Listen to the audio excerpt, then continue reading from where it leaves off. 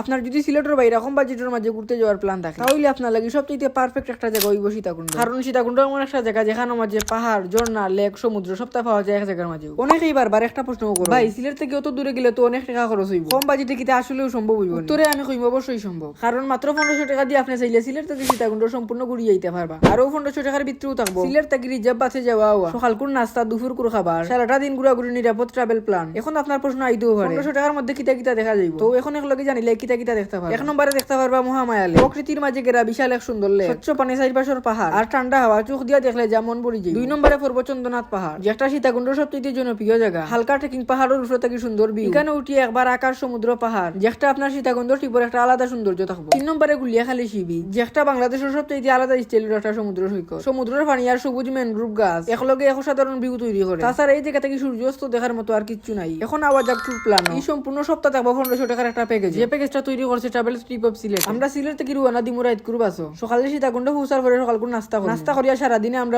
3টা জায়গা ঘুরবো, লগে দুপুরের খাবারও খাইম। সারাদিন ঘুরাঘুরি শেষে রাতকে আমরা আবার সীতাকুণ্ড থেকে রওনা দিমু সিলেটের উদ্দেশ্যে। আর পরের দিন সকালে আমরা সিলেট থাকবো। হঠাৎ একটা একদম পারফেক্ট ডে লং ট্যুর, যেখানে কম বাজেটের মধ্যে সর্বোচ্চ জায়গাগুলো কভার করিয়া আইতে পারবো। তো আজকে ভিডিওটা আমার কেমন লাগছে আপনারা অবশ্যই কমেন্টে জানাবেন। ভিডিও ভালো লাগে দেখাতে অবশ্যই ভিডিও লাইক এবং কমেন্ট করবা। সবাই আসসালামু আলাইকুম।